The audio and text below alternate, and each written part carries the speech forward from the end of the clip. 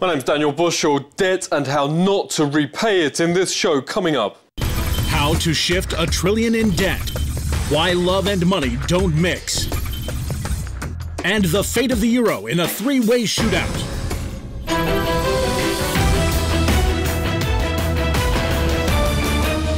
Credit Bank, Stockholm, 1973. Hostages freed after a 5-day siege. But the victims slammed their rescuers for saving them, while defending and praising the terrorists.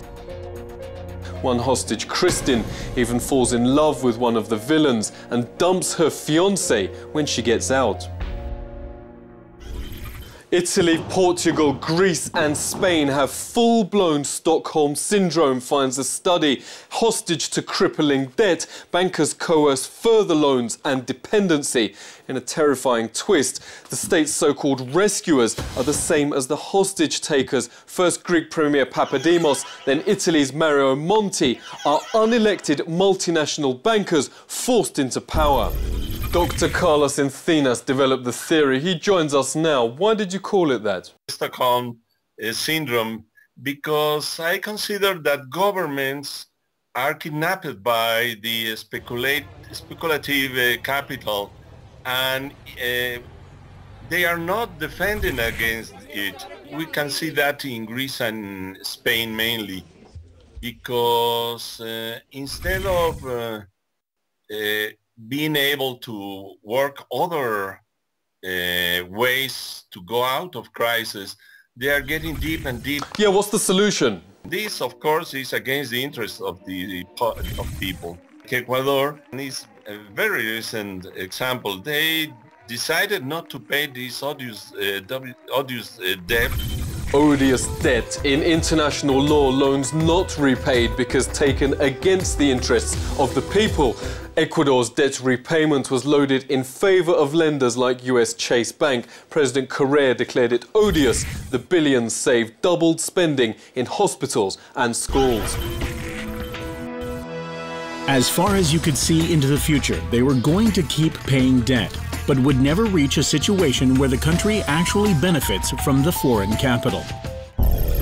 Greece's most popular party, Syriza, has already declared the national debt odious. If it wins the next election, it won't repay the banks. We're joined by Michael Hudson, who advises countries like the US on economic policy. Professor, is Greece's debt odious? Greek Prime Minister Papandreou a year ago said, well, wait a minute, if you're going to want us to really surrender our economy, there has to be a vote on this, a democratic vote, a referendum. And Angela Merkel said, you can't have a referendum. If you have a referendum, the democracy will vote against it. We're going to propose a technocrat to govern you instead of a referendum. So all of this is not part of the traditional political process that is assumed to be a requirement for taking on a debt that is binding on the population as a whole. If the population doesn't vote for the debt is odious. Yeah, democracy replaced by debtocracy, but is this in the public interest? When a bank makes a loan, they're supposed to do due diligence and say, wait a minute, is this loan a viable loan? In other words, is the borrower creditworthy? And the definition of creditworthy is, can the borrower earn enough money off the property or off the corporate activity to repay the loan with the interest that's due?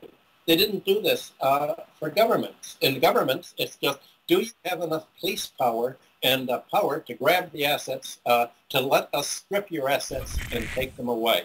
The terms of the bailout call for Greece to sell off its land, especially tourist land, its offshore oil resources, turn the property over to us. That's how you pay. That's not the normal course of business. It's reached the point today where finance is aiming at the same objectives that a military war. Banks now waging military wars. Let's speak to Greek journalist Nicholas Motas. What's the effect of this on the ground? Since 2009, there have been more than 3,000 suicides and suicide attempts by people who could not pay off their debts. Yeah, Greece just got more big loans from foreign banks. Does this at least bring hope? In 2008, in the beginning of the present crisis, the debt of the Greek government was 263 billion euros. According to the recent bill passed in the parliament on November, the governmental debt will be at 346 billion euros. Banks say to the Greek people is make some painful sacrifices, and in exchange we are going to reduce the debt. But that has been proved to be a huge lie. Sacrifice like 1 in 2 youths out of work has brought the Club Med for this. National debt in the last decade has skyrocketed. Most humiliating of all, for Greece, Portugal, Italy and Spain, the future only gets worse. Here's how Spain's banks loaded 1 trillion on the taxpayer. Private lenders gambled and built 3 million houses people can't afford. One of them, Bankia, runs up assets worth a third of the national economy. Claiming they're too big to fail, government chums nationalise them, turning a bankrupt bank into a bankrupt nation. The worst kept secret on the markets is no one will touch the euro, while 4 of its members at least are on the brink. Hardly anyone actually trades euros anymore. Random walk of the drunken offspring of a failing marriage. Bookmakers don't give Greece a sporting chance. They've stopped accepting bets on the country's euro exit. It's all turning people not just off the euro, but off the European Union itself.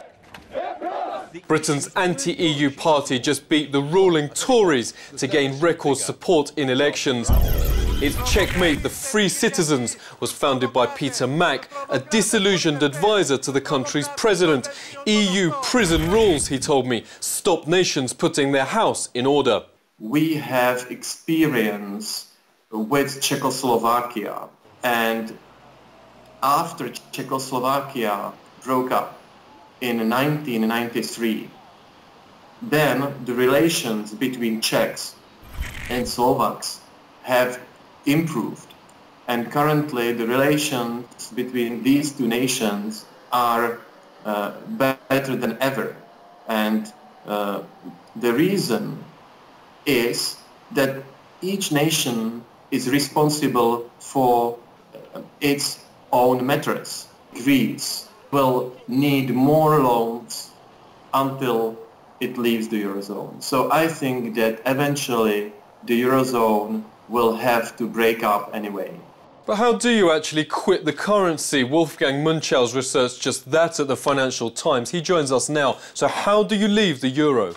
There's no EU law that stops, Greece from imposing, a default. There would be emergency laws. Naturally, you would have to, basically collect all the money, stamp the existing banknotes to, make them Greek euros.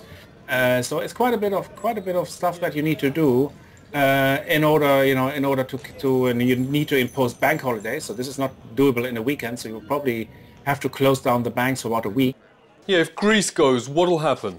Portugal is in between Spain and Greece. It has some of the characteristics of Greece, a very poor country, and it has some of the characteristics of Spain with a high private sector indebtedness, especially foreign indebtedness.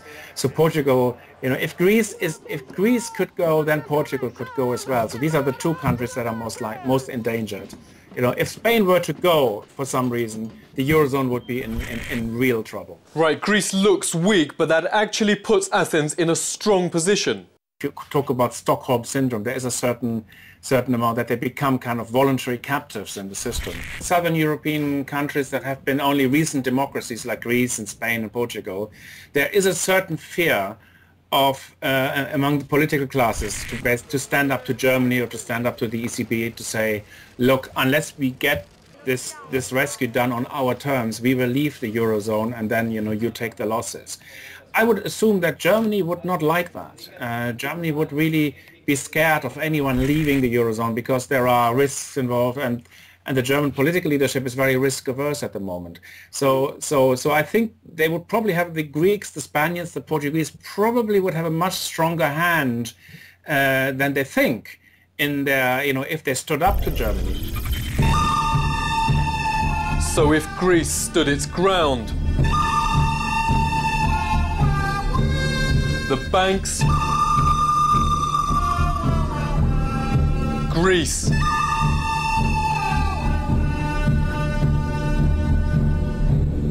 and Angela Merkel would have to choose one to go down.